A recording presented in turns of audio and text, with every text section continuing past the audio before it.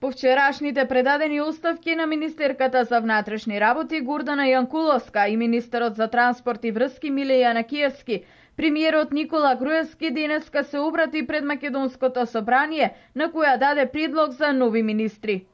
За министер за внатрешни работи го предлага Митко Чавков, за кој смета дека е одговорна личност која може да ја води функцијата министер, а кој моментално е директор во Бирото за јавна безбедност. За нов министер за транспорт и врски, премиерот го предлага Владо Мисајловски, кој моментално е директор на јавното предпријатие за државни патишта.